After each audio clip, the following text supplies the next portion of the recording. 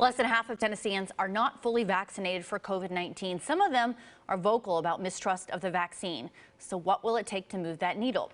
Alex Dennis continues our special reports with a man who's been at the forefront of the fight against COVID.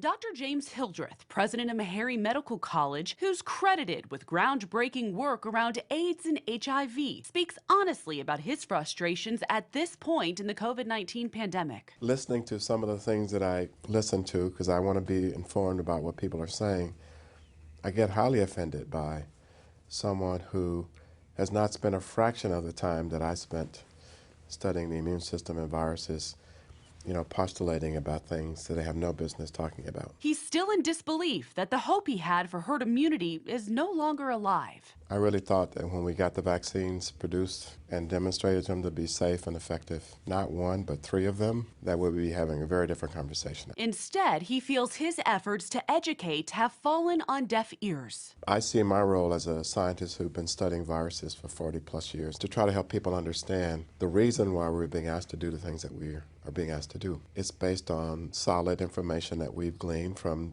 again, decades of research. No one just woke up one day and said, please wear a mask. We know that they work. We know that the vaccines work. We know exactly how they work. But some still question his assurance the vaccine is safe and effective. That's been one of my disappointments, is not being able to demonstrate adequately to people that, yes, they happen quickly, but they happen in a rigorous way. Hildreth admits he didn't expect the pushback he's experienced. We take science for granted every single day. We take pills that are prescribed for us. These are poisons that have been calibrated to do good and not harm. We fly on airplanes trusting they won't fall out of the air. That's science that made that possible. And every time you go to the grocery store to buy food, the science has made it possible to make the foods as safe as they are. So why can't we take advantage of science and trust it in this instance?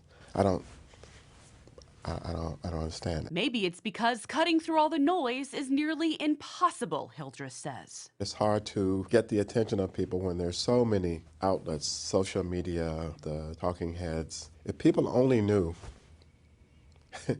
how much research underpins the vaccines, again, that goes back decades, I think maybe there'd be a greater appreciation and willingness to say, okay, I can do this. But it's hard to convey that in a short interview. So I give him the time he'd like to explain. The vaccines were made in record time, but that's because of all the discoveries that have been made dating back to 1961 when mRNAs were first discovered. Technology allowed us to achieve this, but also those decades of research by scientists who did not know that one day their discoveries would help save the world. Nobody's going to be a guinea pig at this point. Talk about some data. 150 or more million of Americans have had shots in their arms, so you wanted data, there it is. His hope here on out is for people to seek answers for themselves and have civil conversation. If we all just make the decision to do our best to fight this virus and not each other. Alex Dennis, News 2.